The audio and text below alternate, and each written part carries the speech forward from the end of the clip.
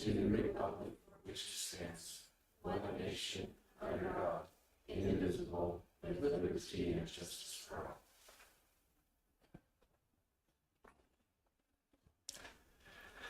Thank you. We need to excuse Commissioner Haddock tonight. He is with family. Item number 1 on our agenda tonight is approve the minutes from the July 2nd, 2025 commission meeting. I reviewed and have no changes. I would make a motion that we approve the minutes from the July 2nd commission meeting. And I'll second that. All in favor? Aye. Aye. Motion carries. Item 2 is employee recognition presented by Rebecca Taylor.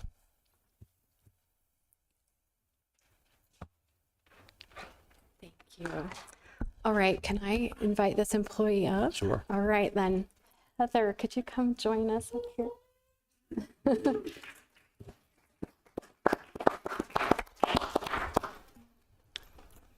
Just have a quick little, I wrote it down so that I make sure I got everything. But back in April, we had an unexpected need in the kitchen. We were looking for someone to step into a challenging role for what we thought would be a temporary 6-week commitment.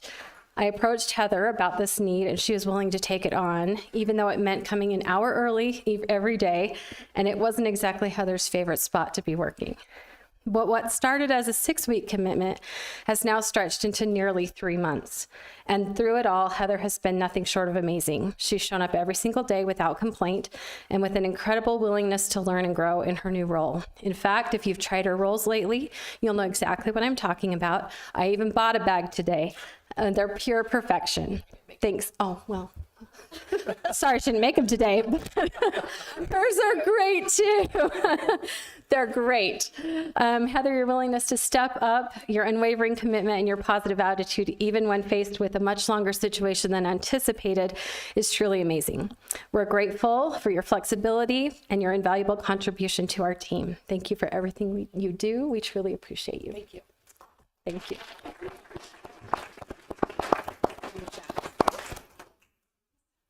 Little plaque for you. Thank you. This was a challenge for me, but I did it. And I want to thank all my coworkers that actually helped me out through this time. And she's still doing it. So it's still going forward. So we appreciate her so much. Thank you, Heather. Good employees here.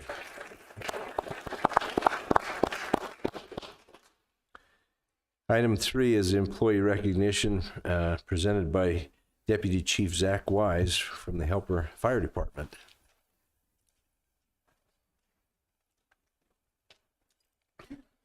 Make sure he's coming with me. Thank you, commissioners, for allowing us to be here. I'm going to read what I sent Kelly.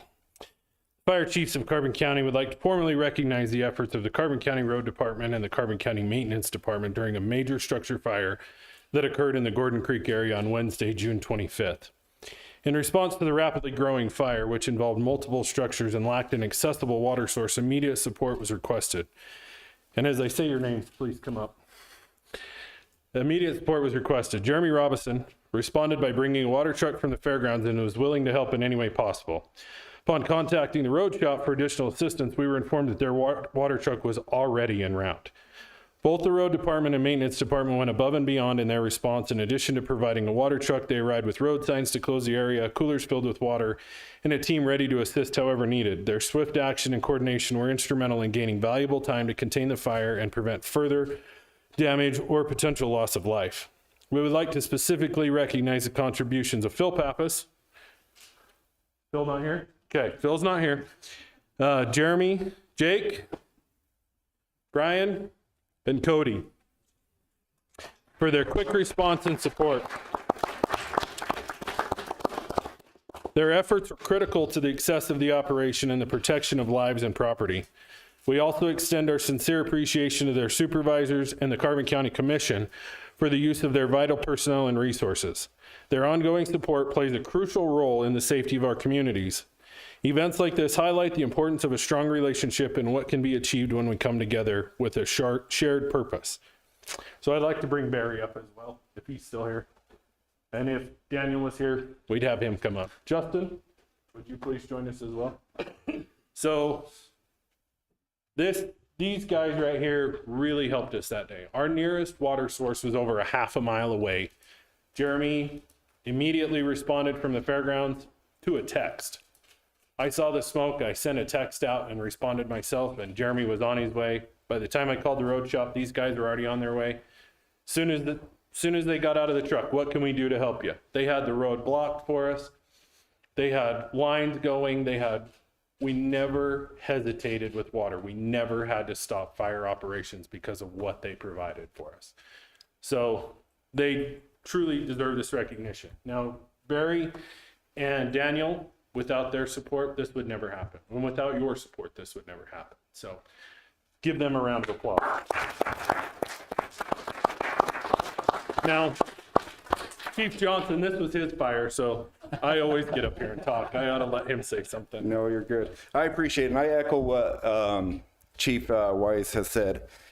Just with this strong relationship we're able to make between the fire departments and the county, it just proves how vital it is that we keep this strong relationship. And I appreciate that you guys are willing to let the supervisors and these people actually come out and help us. So thank you.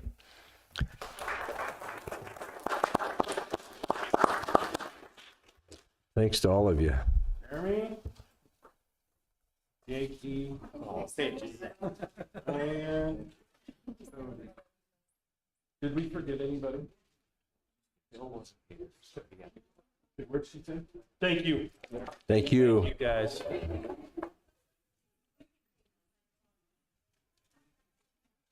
Item 4 on our agenda is Assessor Office Update. Amy and Kevin. Hi, I'm Amy Schmidt-Peters, Carbon County Assessor. Kevin Yule, Chief Deputy Assessor. So we just have a couple updates for you. We did mention it last time during the commission meeting last month. We're starting a reappraisal of certain areas according to state tax code. Every piece of property parcel should be updated at least every 5 years. We're feeling pretty ambitious about it, and we think we might be able to do it in 3. But we're starting with Price City parcels first. Assessor's office will be out and about, so you'll be seeing us. We're getting some fancy little vests, and we do have our badges, so we will be out there. So we'll be taking pictures, some measurements if we need that, and then we are sending out a property survey to those residents as well, those property owners. That includes commercial as well as residential properties. And so what we'll do with those, we would love to have you fill those out and return them to our office. That way we can get a more accurate assessment of your parcel. Further than that, we are just looking at putting an RFP out to gain commercial services, assessment services. So we will have that for next year. So any other mentions? Just one comment on the surveys. The biggest complaint we always hear is, I just want to pay my fair share. We are doing our best to get all the property characteristics updated and accurate. This survey goes a long ways to helping us do that. When you say that your basement is unfinished and it's actually finished, that's not paying your fair share. That's spreading the wealth to somebody else and making them pay more than their fair share. So be honest with these, just do what you can do. We'll work on getting values so that they're reasonable, and we appreciate all your help. Do you guys have any questions for us? I don't have any questions. I know, appreciate the steps that you both are taking to make this more fair and equitable for everybody. And addressing it with Price City will be good, and then Wellington Helper will follow in the future years. So I appreciate the methodology here. Yeah, you're doing a good job, and I think it would be wise to get with the paper and get an article that helps the citizens know what's going on. She stepped out to take pictures, but you can get together, Amy, with the newspaper, and I think that would be wise, as well as potential interviews on the radio stations to help people be aware of what you're doing. And I think for the public, this is a continued step forward in trying to make the tax rolls as accurate as possible so that, like you said, Kevin, everybody pays their fair share and they're not burdened with extra because of errors. Right. And that's the goal. We just want it accurate as we can. Okay. One other thing, if I could, too. Last commission meeting, you talked about the notices coming out. I think they're going to be sent like July 20th. Do you want to just retap that too as well, just as a reminder? Yeah, as far as the value of, So- notice of value. Yeah, notice the valuation's coming out on the 20th. So as you get that, please come in if you see errors. We're working to try and get more information out about the properties so they can see what their properties are. There's some discrepancies on the website. If you see a discrepancy, please come in and talk to us. It's all about getting the data and the information correct. So. Anything to add, Seth? No, I would just say, as they did, to take a really good look at it and make sure that everything looks correct. And then please make sure you read all the fine print that you can handle. Because there's a lot of information on those, a lot of deadlines and just instructions on appealing and that type of thing. The appeal deadline is September 15th. Yeah, just a reminder, neglect on your part to not follow instructions is not a problem on our end.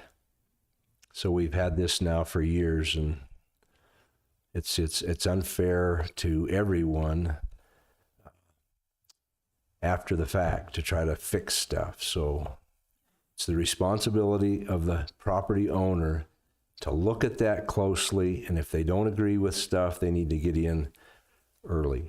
Before September 15th. Yes. That's correct. We want to just make sure your property is accurate and with characteristics. And so coming in and talking with us first would be a good first step for that.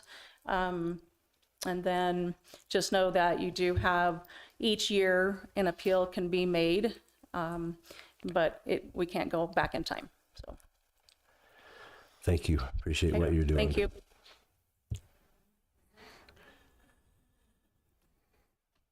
Item 5 is opening of sealed bids for Carbon County events and recreation for a 15-passenger van. I believe we have 2 bids, sir.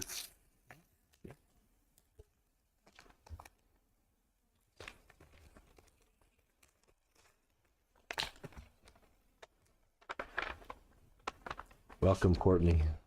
Good afternoon, Commissioners. The first one is from Auto Farm. It's a new 2025 Ford Transit van, white exterior, 15-passenger van, $72,125. $72,125. Just want to see if there's. Looks like there's a second one with theirs.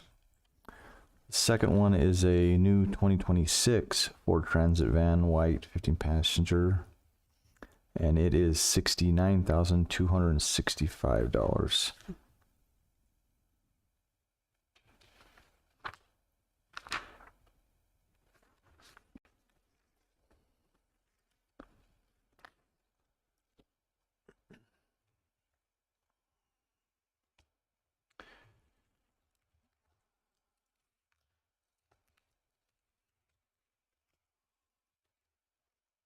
And the other one is from Larry H. Miller at Draper. And the first one that they have is for a 2025 Transit 350 passenger, all-wheel drive, and bid looks to be for $64,846.98. Their second one is for a 2025 Transit 350 passenger all-wheel drive, And it is for $65,607.58. Looks like there's some notes on these. The estimated delivery would be October 1st and October 7th on those. I didn't see that information on the others. Thank you. Yeah. Tell us what the vans are for, or the van is for. So Carbon Rec had a fleet of 4 Chevy Express vans, and they were used for numerous things, primarily in recent years for outdoor tours. We also use them in the event that a department is traveling together to go to a training. They've been used for that. We have Joe's Valley Bouldering Camp that is using them to transport the kids through the summer to the bouldering camp. And then we've even used it when you guys have economic development groups in large numbers that come and want to see our area. So they're used for a large number of things. Of those 4 vans, the newest one is a 2012 model, and they are certainly showing signs of their age, including peeling and chipping paint and things of that nature. And so we thought what we would do is we would start by selling our 2 oldest vans, which we have done. That was a 2004 and 2006, so sold earlier this year, and use those funds to apply it towards the purchase of a new van. So that's what we're up to today. And then hopefully once we purchase a new one, we'll work on selling the next 2, purchase the second one, and we'll have a newer, nicer, usable set of vans. So, Okay, great. any other questions for me? Are you wanting a specific color? You Or guys you know gonna wrap it? you guys know I prefer pink on most things, but I will settle for white. No preference on color. Thank you guys. Thank you. Commissioner, I'll make a motion that we acknowledge the 2 bids and let Commissioner Haddock and Kourtney review and move forward with the best valued. And I'll second that. All in favor? Aye. Aye. Motion carries. Item 6 is consideration and possible approval of Carbon County Emergency Operations Plan. Justin. Good afternoon, Commissioners. I was here a few weeks ago talking about the EMPG grant. One of the requirements is we have a current emergency operations plan. So I'm just looking for approval letter to continue the operations plan we've had for the last several years, to say that it's good for another year, to be able to apply for the EMPG grant. Nothing's changed on the plan. We are looking at doing updates this next year to it. The plan is, in the event of a large-scale emergency, heaven forbid we have something like Florida or another wildfire here, and we open up our EOC, that's the plan that we use to make sure things operate smoothly and seamlessly. I read through it, and it's really important that we get out of your way. No, we love the support, and everybody has a big role in it, and that's one of the goals. Is we've done a lot of ICS training for the county the last couple of years, and to get people into the EOC and doing some more training this fall is kind of my goal. So Very good. Thank you. I don't have any questions. I think it's critical we keep up on that. It helps when it's pretty hard to put a plan together when the emergency's happening. yeah, we like to do that on clear sky days, not on cloudy days. No, and I'd just like to say thanks as well. A little pre-planning goes a long way. So thank you for your efforts and trying to stay ahead of anything that could potentially happen. Hopefully nothing does, but we'll be prepared when and if. So thank you. We do the best we can. So, And I maybe just information for the public. If we had an incident, where do you set your command stuff up, and who all comes, and help us a little bit for the public to understand how that process would shape up and who would take control if it's a real big thing, if the federal government or the state is part of it. so the biggest things that we like to tell everyone, you have to remember that all emergencies happen local, start local, and end local. And so there are a lot of players from the state that come in, and the federal government even, but generally all the responsibility falls to the jurisdiction authority. And so whether that happens in the county or a city, but we support all the cities with our EOC. The EOC happens in the ambulance garage upstairs. So the training room that we use for 90% training, IT helps us set up. We bring out a whole bunch of phones and different things to set up the EOC at the ambulance garage. And there's people from all over. So we need people from finance to come in and help us make sure that we know what the costs are for those emergencies. The sheriff has a seat there, people from each of the cities.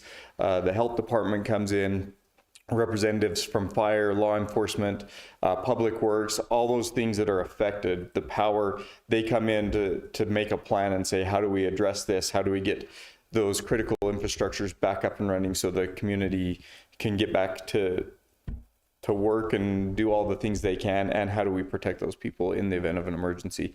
And so there's a lot of players. If you read the plan, there's 16 different ESF or emergency support functions. And so all those functions come together to make sure that we're doing the best we can for the citizens here in Carbon County. And so it's hard to put names to all those, but there's a lot of players that come in and make sure that these things happen. Emergency alerts that go out to warn the public ahead of time, all those type of things. Well, the county's in good hands with you at the head, so thank you. I appreciate you. Thank you. Absolutely.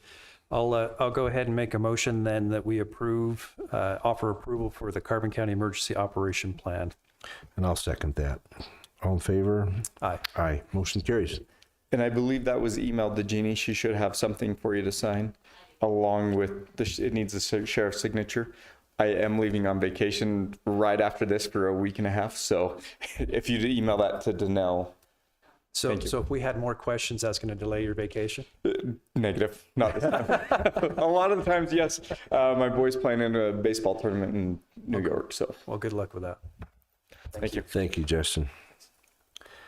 Item 7 is ratification of the 2026 Indigent Defense Grant Agreement. Christian, you want to explain that? Yeah, this is additional funding that is given to what they call our public defender system. And basically, the legislature has funded this separately and made a grant available to ensure that there are a sufficient number of public defenders to handle all of the cases that the sheriff's office gives the county attorney's office and that we then file. Not just the sheriff's office, but other local departments too. So by law, the county is required to pay for indigent defense for every individual in the county who might be charged with any crime where there's a possibility of jail that could be imposed. So anything that's a Class C misdemeanor or higher, if you cannot afford an attorney, you are entitled to one. And that burden falls upon the county commissioners to fund that. I think sometimes our public thinks, why do we have to pay for criminals to have attorneys? Well, the law requires it. It's required by the Constitution, or sorry, by state statute, which is based off of, and those state statutes came from Supreme Court cases. So there's no getting around it. We have to pay for the indigent defense of anybody charged with a crime that's a Class C misdemeanor or higher. The state of Utah has said we want to make sure that we have sufficient number of attorneys to give attention to all the different criminal cases that come forward. In the old days, we used to just have one public defender in the whole county who handled everything. Now we have really three to four public defenders, actually 5. Some of them are the frontline guys, and some of them receive money to handle conflict cases where a previous attorney might have a conflict because he's representing a co-defendant or for other reasons. So we have a very robust now defense system comprised of at least 5 public defenders, and sometimes we have a little bit of money for more if we need them. And the Indigent Defense Grant allows the county to basically gives those public defenders extra money to pay for the heavier caseload that they're having. we are not allowed to supplant our own budget with that extra money. We have to keep our budget basically where it has been, and cannot reduce it. And this money cannot supplant that, but it does supplement it and ensures that the attorneys that provide public defense services, that the cases are spread out among them enough so that they're getting paid sufficiently to handle all the cases, so that every defendant in the county receives a good and robust defense and has an attorney they can meet with and work with. The contract also helps to gives, it looks like $8,000 for defense resources, which means money that public defenders can use to hire experts. Sometimes mental health experts are needed. Sometimes other experts are needed for cases. It provides money for them to be trained. It also allows them to receive some money to track their cases for their so that they can report statistics to the state legislature, which is required. So basically, what it requires from you is that you monitor the contracts, make sure that you are happy with the work that's being provided. It doesn't require anything from the county beyond that we maintain our primary level of funding. So I've reviewed this grant in years past, and I briefly looked over it again. It looks like it's the same as it's been for the last several years. I don't have any concerns with it. I think it does what it's set out to accomplish, which is to make sure every person who runs up against the justice system has fair and adequate representation. So I'm fine with you approving it. Any questions? I don't have any questions. I'll I guess this is a ratification, so the contract actually was already signed by Commissioner Haddock, and yes, so this is ratification. And Jeannie, I have that original, and I will give it to you after this meeting, per your request. I'll make a motion then that we ratify the 2026 Indigent Defense Grant Agreement. I'll second. All in favor? Aye. Aye. Motion carries. Number 8, new vehicle report from Sheriff Wood.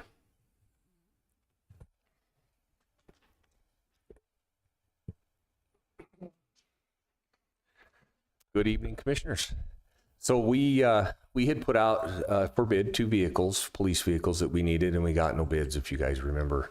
So we were tasked with the assignment of going out and finding vehicles, and we were able to find vehicles that were exactly what we were looking for. So it was awesome. Found them on the state bid. They came out of Utah County, and they were from Garf there. They actually had them on the lot ready to go. So it's what we got. We got a 2024 Ford Explorer, which is an Interceptor that had no miles on it. It was new on the lot, ready to go. We paid $46,000 for that. So a pretty good deal for that one. We also, while we were there looking at other Explorers, they had some 2025s that were around 48, but they also had F-150s for the same.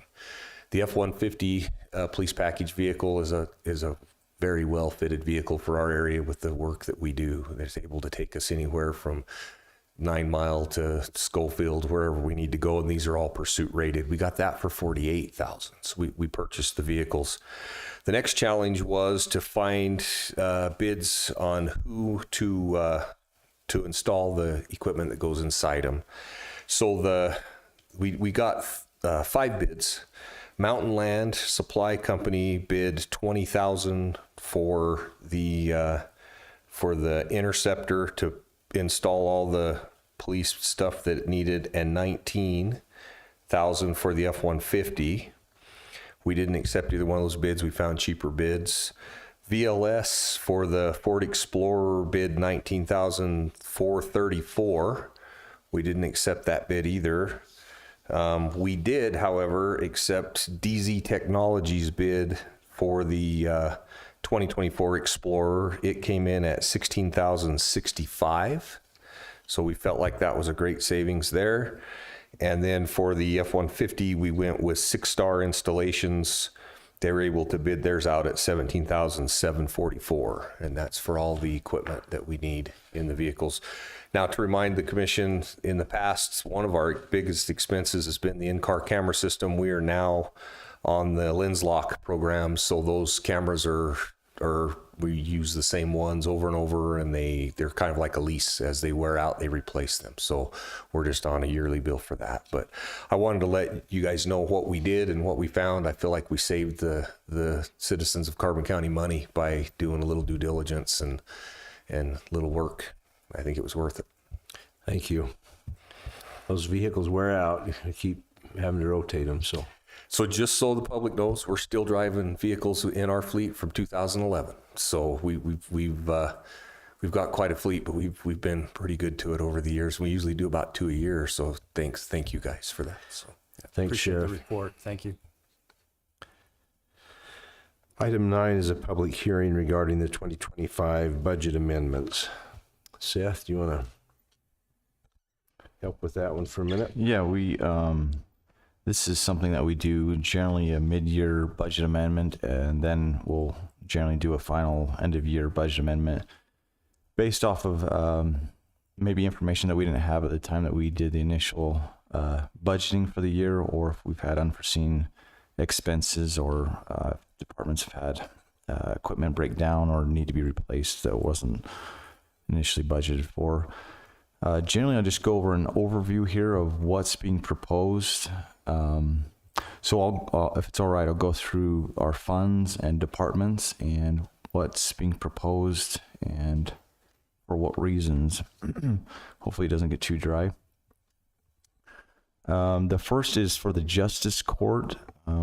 They're proposing a $6,000 increase to their budget for a new printer. Theirs has started to die on them quite significantly. So the second one is from the Public Defender budget. We're proposing a $75,000 increase.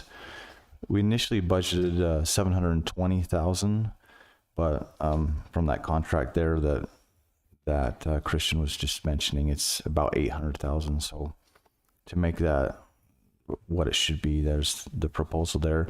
It's probably also important to notice or to mention that for that Public Defender, I think about 40% of that $800,000 is grant funded. Plus we get quite a bit from the cities that also we take care of their public defense. The next one is for data processing, proposing a $546,000 increase. This is for the Spillman Motorola Flex software. This was something that we had to update in software. It helps with the 911 system, helps to communicate with the dispatchers, and also helps manage the jail. This is a one-time upgrade. It's quite a bit of money, but it's, again, a one-time thing that will last for a significant amount of time. And also this was, we had about $200,000 in 911 funds that had been in reserve for quite a while that was used, as well as we had a significant amount of grant funds, and then there was some funding from the cities on this as well. The next is for the Communications Department in Fund 10, for an increase of $21,000. This is for an equipment purchase that was delayed from our previous year's budget, and because of the delay, it had to be put in current year, 2025. The next is for the Assessor's Office. There's a proposal proposed increase of $236,000 for their budget. There's a myriad of things here. One is that at the time we did the budget last year, Kevin hadn't been hired, so they'll have his wages and benefits in there. Also, there's been a vehicle purchase for about $54,000. There were a couple other pieces of equipment that were needed for training in their office, as well as there was $43,000 of that increase for the commercial appraisal services that they use this year through UAC. The next is for CJC. There's a $45,000 increase to their budget, mainly for wages. They had employee go from part-time to full-time. The next is for a grant that our HR department did so well in getting for us. It was for the First Responders First grant, and the grant was for $130,000. So we just need to show that as having been received, and then budgeting for the expenses for that. Next is for janitorial for the courthouse. There's a $20,000 increase for building and grounds. This has to do with some elevator maintenance that we've had to do, as well as some repairs on the elevator. The next is for the engineering department. This is similar to the assessor's department. There's a proposed $116,000 increase, and this is for wages and benefits for our new county engineer, Lincoln Irvine. The time we did our budget, we didn't have a county engineer, and so we didn't budget for those at the time. The next is for our elections department. There's a proposal for a $12,000 increase for new poll pads. These are the iPads that we use and are used throughout the state to check voters in as they come to polling locations. The ones we have are about 5-6 years old, and the state has essentially required that we update those. We will get 50% of that back in state funds that we've applied for through the Lieutenant Governor's office. The next is the maintenance department, $6,000 increase for benefits. The next is for the ambulance department. There's a proposal for a $380,000 increase there. The ambulance department had a newer ambulance that was in a wreck, and so to put the box on a new chassis cost about $80,000. The other $300,000 is for new defibrillators. The ones we have are getting old, and we were informed that the price for new defibrillators was increasing by 30 to 40%. So it was kind of just an opportunity for us to upgrade those and update them as they already needed it, and we just wanted to get that done before the deadline. We talked about waiting till next year to do it, but it would have been a significant increase in price if we did that. Also with the ambulance budget, there's a $60,000 increase proposed for, they did a re-roof. Their roof is quite old, and there were some leaking issues that they were having. Next is for Fund 19, which is our recreation department. There's a $54,000 increase proposed to their building and grounds maintenance. This is something that was given by the tax advisory board. So it's money that was already received by the tax advisory board from the tourism department. We just need to show it being expended by the recreation department. This is for upgrades at, I believe, the shooting range. Is that correct? Had it in my notes here, but it got cut off. There's a $21,000 increase proposed from the recreation department for equipment. That's for the vans that we just discussed earlier this meeting. There were 2 that were sold, and so that was funds that we'd already received, and then it's just showing them expended for a new van. And the next is from Fund 20, which is our municipal services fund. The sheriff's department, there's an increase to their benefits, proposed of $150,000. They've had a number of increases from URS and as well as some other benefits that have increased for them. The next is for the building inspection department, $50,000 increase for benefits and salaries there. One of their employees previously was coded to their zoning department and will be now in their building inspection based on the amount of work they're doing in that department. The next proposal was for Fund 26 for fairgrounds.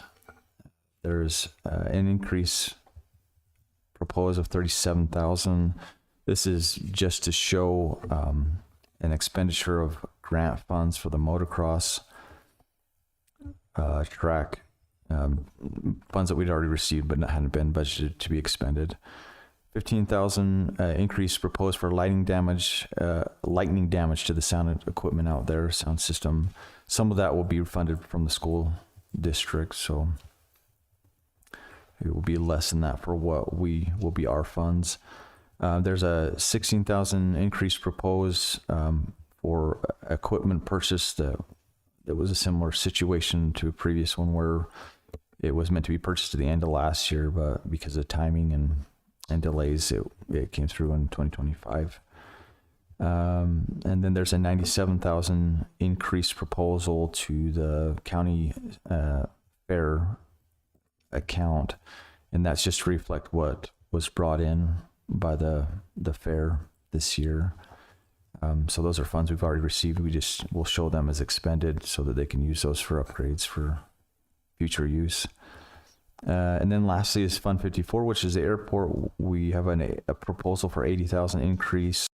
This is for work done by Jones and DeMille for airport fire suppression project that we're doing out there. And then there's a proposed increase of 300,000 for the construction of the north taxi lane. And the majority of that will be funded by federal grant dollars. So a lot of that will be taken care of that way. Those are all that I had as far as proposals. If you had any questions or anything that you need clarified, we can do that now. I don't have any questions. Nor do I. Thank you, Seth. So let's open the meeting up to a public hearing regarding the 2025 budget amendments. We'll open at 5:11. If there's anyone here that would like to step forward and make public comment, please do so. Even former commissioners are allowed, so.